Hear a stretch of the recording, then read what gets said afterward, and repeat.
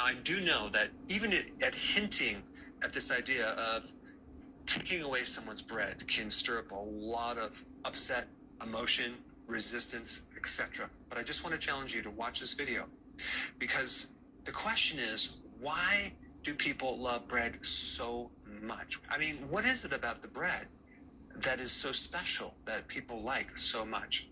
Well, you're about to find out that there is a huge push to get everyone on this planet to eat more grains. The problem is we're already eating too many grains. There's a new term I want to introduce to you called health washing.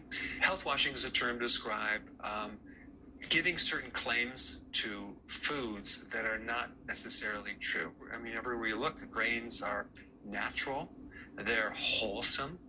Whole grains are a part of a healthy diet. I mean, they're high in fiber, which they actually are not as high in fiber as other foods. They're loaded in vitamins and minerals, and we won't talk about the anti-nutrient called phytase that blocks those minerals. And grains are heart healthy, and they can even help you lower your belly fat.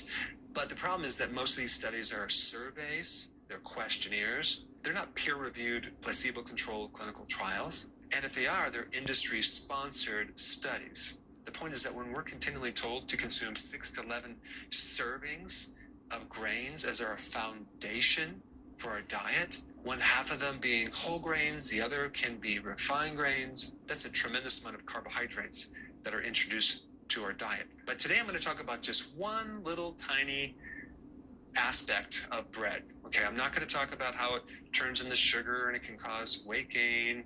I want to focus just on this one little thing called gluten. Okay, now what is gluten? Gluten is the protein in a lot of grains, okay, especially wheat. And gluten is a term to describe various proteins within this category. And one of the proteins is called gliadin-derived opioid peptide. Okay, now what the heck is that? That is a protein that can create an opioid effect. So in other words, it can mimic morphine to a certain degree. Now, what are the effects of opioids? Well, right now we have a major problem around the world with opioid addiction and synthetic opioids, where it literally, like fentanyl, destroys people's lives. It's highly addictive. So just one thing an opioid will do is it'll increase endorphins, okay? Endorphins are internal body chemicals that make us feel good, that can help decrease pain, okay? And our bodies make endorphins. There's another term I want to introduce to you called exorphins, okay? An exorphin is an endorphin that can be triggered by food, okay? You consume certain things and it creates an endorphin effect. Now, this is very important to know because this is why you like bread so much. Bread stimulates endorphins. It gives you this euphoric feeling. It can stimulate appetite. That's why they serve you the bread before your meal. So you'll be hungrier and want to order more food. And so the reason why people love this bread is because it's altering our chemistry. It's increasing our endorphins, okay? Now, the problem is that it comes with a little bit of a package. You may have heard the celiac disease, which a person has a severe reaction to gluten, okay, in the GI tract. They're going to get the classic symptoms: diarrhea, bloating, and abdominal pain, okay? And a lot of other conditions too, like inflammation in the gut, eventual atrophy of the little villi or the little internal roots in your small intestine that are supposed to help you absorb food. Those become smaller and smaller to the point where they're just no longer there. So you have a major digestive problem. And the problem with celiac is it's very hard to diagnose unless you do a biopsy. And so you might say, well, I don't have celiac. I don't get diarrhea, bloating, abdominal pain when I consume bread. So what's the big deal? Well, there's something called non-celiac gluten sensitivity. And this is basically asymptomatic celiac. In other words, a person will have celiac without the symptoms of the digestive tract, at least without classical symptoms: diarrhea, bloating, abdominal pain. But they have other issues, okay? Because the problem is still occurring at your gut level.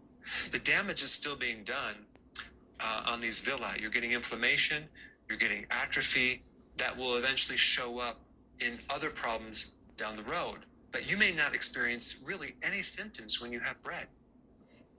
But what I want to do is I want to expand your awareness on some other symptoms that you may be experiencing that are connected, that you might not think are connected.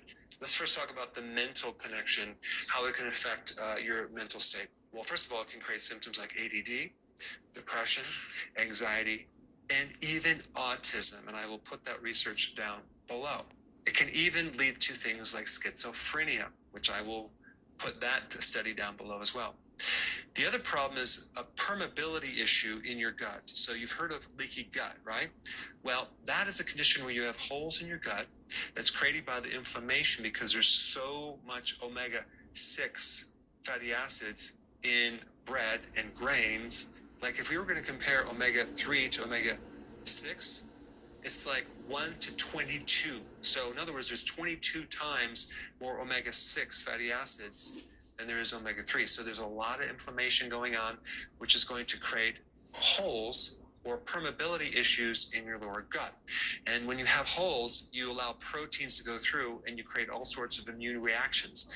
And then you create allergies and eventually autoimmune problems, especially of the thyroid, like in Hashimoto's. And then another one is psoriasis, okay, which is an autoimmune condition.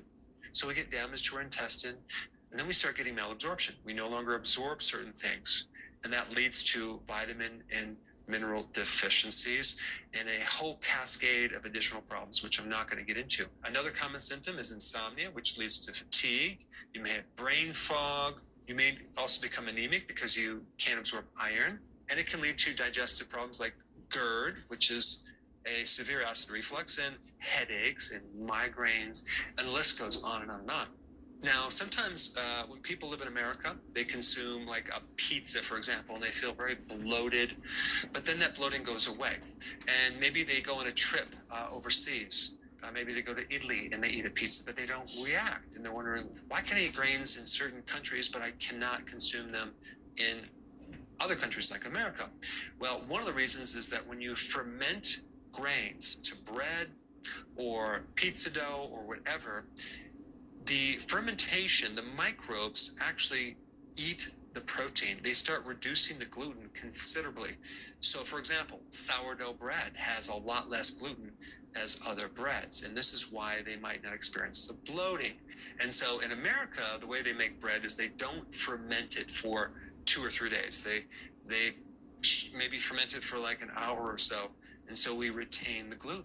So the more gluten that a grain product has, the more you're going to have a problem with this. Now, the other point I want to bring up is that over the years, we've hybrid different grains, like wheat, to have more gluten, okay? And this is one additional problem. And then there's also additional problems too. When you enrich or fortify these flour products, especially bread, with synthetic vitamins and iron, a lot of people react to that as well. Now, the point I'm trying to make is that I'm just taking one aspect of grains, and that's gluten. But there's a lot of other additional problems as well. But I think even when people go off grains and they start the ketogenic plan, one huge reason why they might even feel so much better is not even necessarily the lowering of the carbohydrates. It is the abstinence of eating these grains that eliminate a lot of the inflammation that is going on in the gut, and then all the associated symptoms. So I want to challenge you just to avoid eating bread, okay, for 1 week, okay?